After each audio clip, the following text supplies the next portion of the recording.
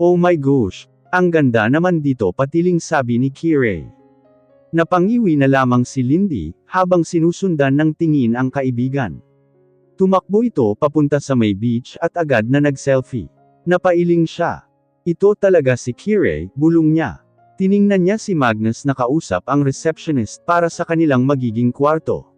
Hindi niya inakala na ang ibig sabihin pala nitong honeymoon ay bakasyon nila. Nagulat pa siya noong una, at agad niya itong napag-alitan. Kaya naman ay narito sila ngayon sa isang private resort sa Palawan. Thank you. Agad na tumingin sa labas si Lindy, noong pumihit na paharap sa kanya ang binata. Okay na.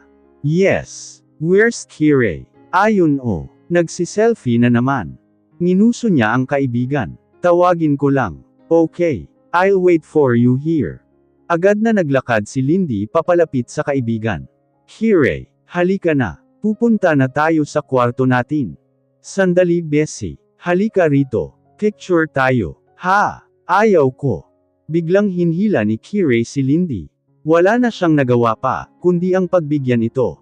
Matipid siyang ngumiti habang nakatingin sa cellphone nito.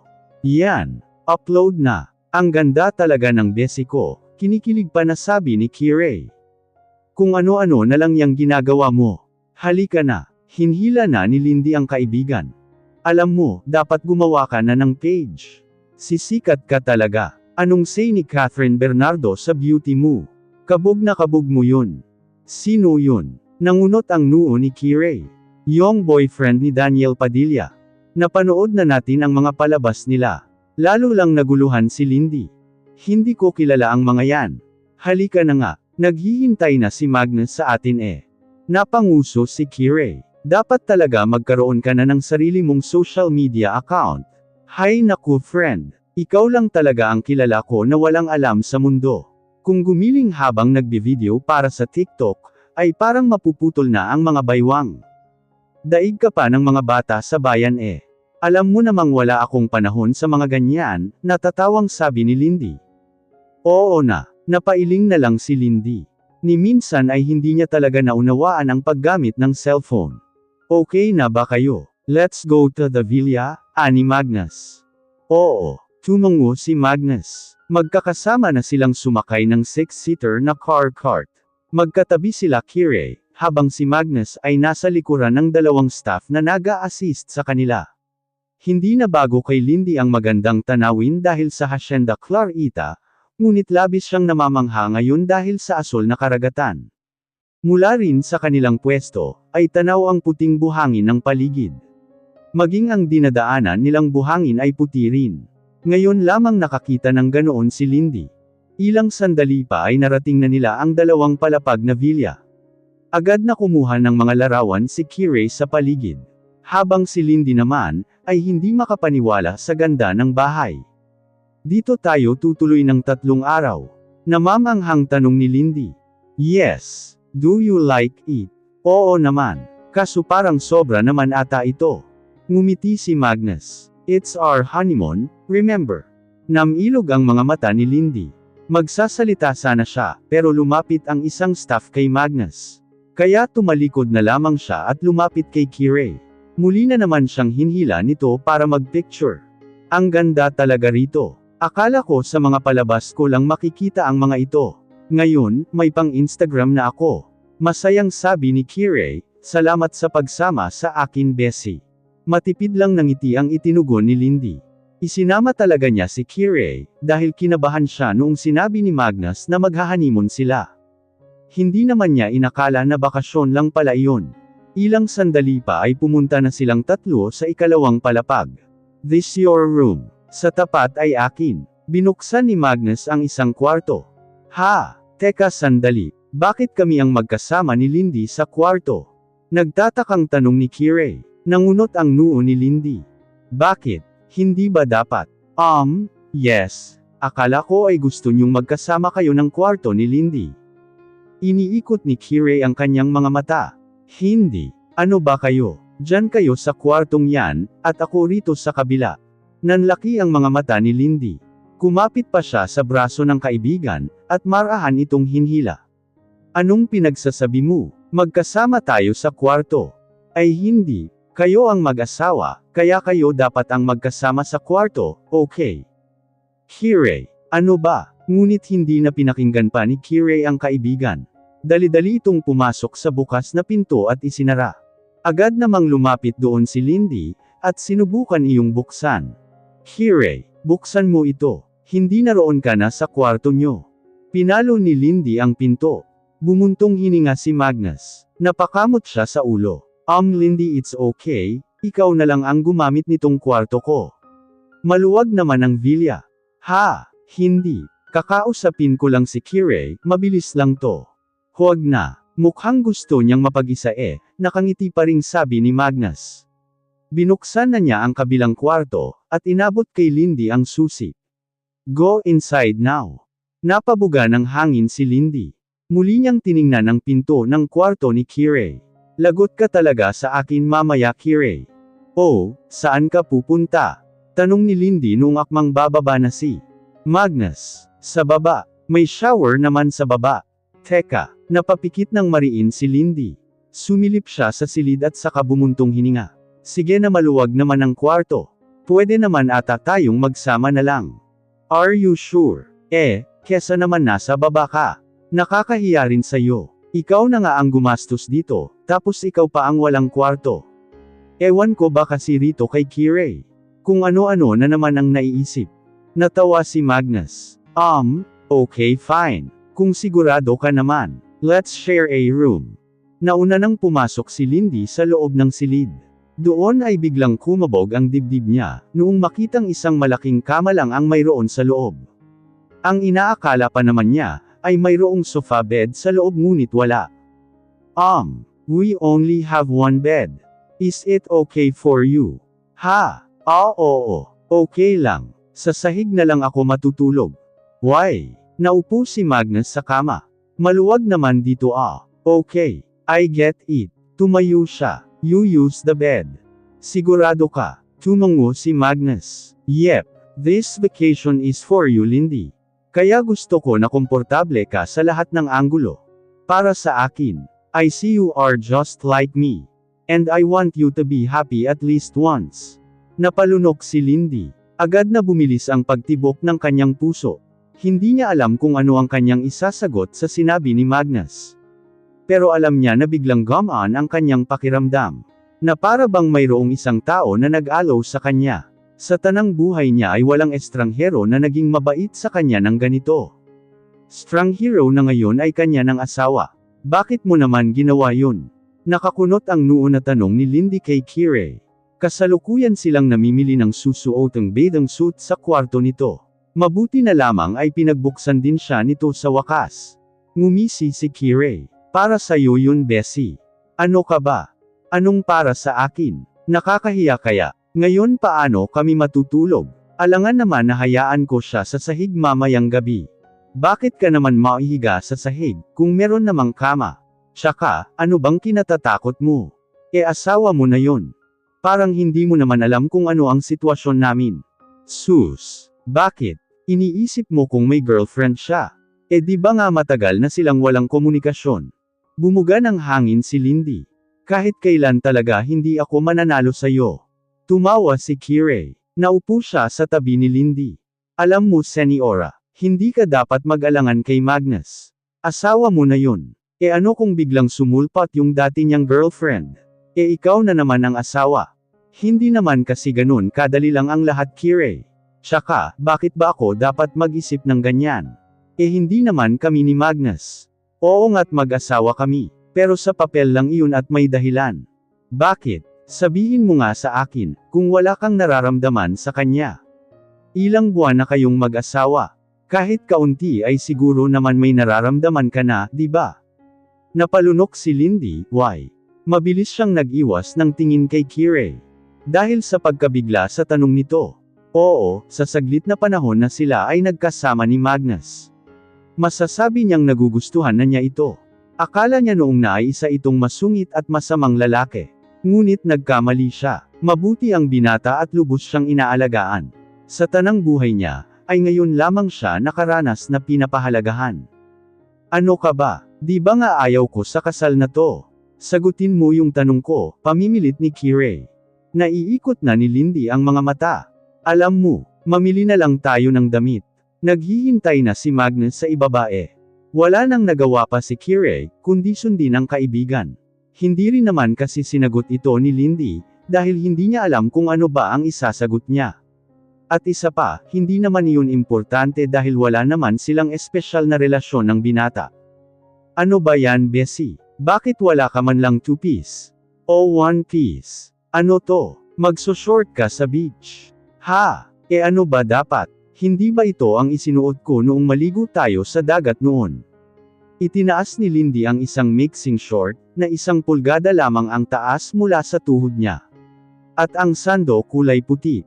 Hay nako Bessie, hindi ko na alam ang gagawin ko sa'yo. Napasapaw pa si Kirei sa kanyang noo, na para bang problemado. Ilang sandali pa ay bigla itong naghalungkat sa malita nito. Nakangiwi lang si Lindy na pinapanood ang kaibigan. Para sa kanya ay wala namang problema ang kanyang napiling kasuotan. Ito, inabot ni Kirei ang isang 1-piece swimsuit kay Lindy. Bagong bili ko lang yan. Ikaw na ang gumamit. Binuklat ni Lindy ang damit. Ha? Ito. Ayoko. Kita na ang dibdib at puweten ko riyan. Ani niya na para bang direng-diri. Okay lang yan. May pantikip naman iyan. Itinaas ni Kirei ang isang manipis na cover-up kay Lindy. Sa sobrang nipos nyon ay kita pa rin ang loob niya. Lalong namilog ang mga mata ni Lindy. Ayoko. Hindi ko susuotan yan. Ngunit sa huli ay walang nagawa si Lindy. Dahil sa pamimilit ng kaibigan, ay sinuot niya ang 1-piece swimsuit at cover-up. Sa tanang buhay niya ay yun lamang siya nakapagsuot ng ganon. Pakiramdam niya ay kita na ang kanyang kaluluwa. Habang si Kirei ay ganon din ang suot pero puno ito ng kumpiyansa. Nagugulat pa nga si Lindy dahil hindi niya inakala na nagsusuot ito ng ganoon. Kirei, nakakahiya ang suot ko. Gusto kong magpalit. No, ang ganda mo kaya at sexy. Ewan ko na lang kung hindi pa makalimutan ni Magnus ang nobya niya.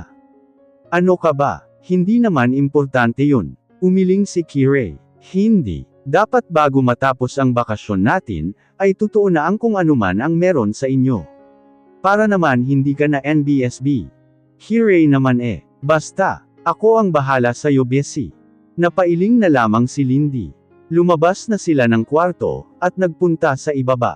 Habang naglalakad sila ay hindi mawala-wala ang kabog sa dibdib ni Lindy.